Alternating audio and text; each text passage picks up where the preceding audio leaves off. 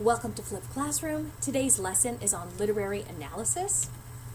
Literary analysis is an expository type of essay. The goal is to interpret a text, not retell the story, since you always assume that the audience has read the text. You want to make sure you are illuminating, saying this is an insightful story and giving reasons that reveal the deeper understanding of the text. You don't want to evaluate the work. This is a good story or a bad story. Because when you're illuminating, you are explaining one possible interpretation of the text. In order to complete a literary analysis, you need to use the skills of close reading, which would require you to divide the text into different elements. This will allow you then to explain the text meaning and to support your interpretation with evidence. The first step is analyzing the text, and to analyze it you need to break it apart and study the different pieces. And the different pieces of literature would be things such as character, which would be the people in the book, the setting, which would be the location or the environment or the time frame, the plot, which are the different events in the story, the conflict, which is a problem. It can be an internal problem within the character's personality or an external problem between two characters or an event. The theme, which is the deeper understanding, the main message in the story, and also literary devices. You'd be looking at symbols, objects that have double meanings, imagery, metaphors and similes that are comparison devices, foreshadowing, predicting ahead, and other literary devices that will help you develop an understanding of the text. Once again, these would be some of the main elements you want to write about. So when you're reading the text, it's not just entertainment. It's looking for deeper meaning. And a text doesn't necessarily have to be a book. It can be a movie, a song, a piece of artwork. One of the best ways to practice literary analysis is to start with a movie. For example, if you've seen War of the Worlds, if you've seen it, one way to analyze it is to come up with the interpretation that the movie is a social commentary on the 9/11 terrorist attacks and America's fears of outsiders. And how you'd go about proving that in an essay is using different elements, such as the characters and the setting and the plot, to support that theory. What you do not want to do is to evaluate the movie. For example, saying it's a good movie because of the characters, suspense, and visual effects.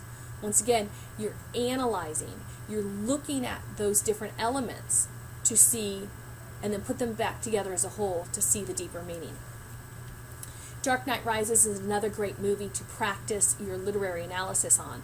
Again, you wouldn't want to summarize the movie by saying, this is an action movie because of the character's plot and dialogue involving multiple fights. Instead, you want to analyze it, come up with a theory, such as this movie parallels Christ's life as seen through the character's plot and symbolism. And you would develop that theory with the different literary elements. For example, the plot points. In the movie, Batman attempts to leave the pit 3 times, just like in Christ's life, he falls 3 times. In the end of the movie, Batman's character is stabbed, just like Jesus at the end is stabbed when he's on the cross. Both Batman and Christ make sacrifices in their lives, both have a type of resurrection, and both pass on a mission to their followers. So once again, it's a great opportunity to practice literary analysis using movies as a source. When you do literary analysis, you're really developing your critical thinking skills, which are essential for in your regular life at home and at school and in the office.